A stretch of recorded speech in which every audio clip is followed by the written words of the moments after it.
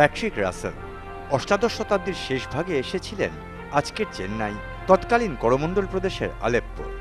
নিজে ডাক্তার ছিলেন। চিকিৎসার সূত্রেই অনুভব করেছিলেন সাপের কামড়ে মৃত্যু এদেশের এক বড় সমস্যা। জলাজমির দেশে অসংখ্য মানুষের মৃত্যু হয় সাপের কামড়ে। বুঝতে পেরেছিলেন সবথেকে আগে চেনা প্রয়োজন সাপকে। বিষধর এবং বিষহীন সাপের পার্থক্য করা দরকার।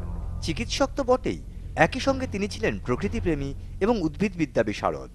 নিজে শুধু সাপ জানলেন বা চিনলেনই না, অভিজ্ঞতা একত্র করে লিখে ফেললেন একটি বই। সাপ নিয়ে ভারতের প্রথম বই হিসেবে চিহ্নিত সেটি। সালটা 1794।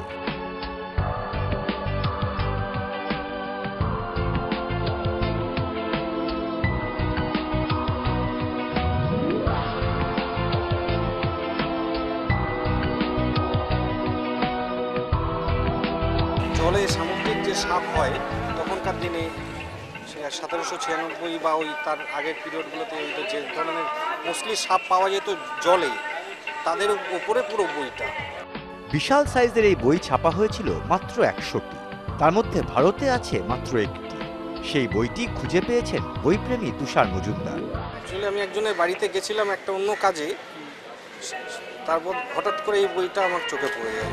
তুষারবাবুর সংগ্রহে রয়েছে এরকম অনেক বই।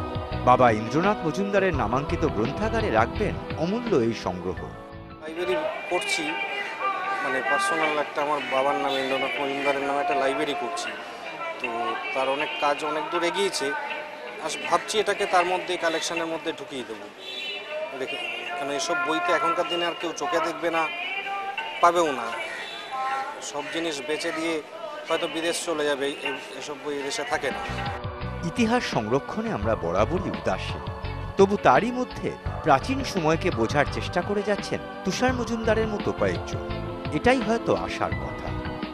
সেই 1796 সালের কথা, এবং সেই সময় প্যাট্রিক রাসেল ভারতবর্ষের সাপ নিয়ে যে দুর্লভ বইটি, দুর্লভ কাজটি করেছিলেন, সেই দুর্লভ কাজটির একটি মাত্র কপি এই মুহূর্তে কলকাতায়। এই কপিটি সংরক্ষণ করছেন ইন্দ্রনাথ মজুমদারের সুযোগ্য পুত্র, আর এই কপিটি তার বাবার নামাঙ্কিত সংগ্রহশালায় কিছুদিনের মধ্যেই জায়গা পাবে। আর সত্যি এই রকম কাজ মনে হয় খুব কমই হয়।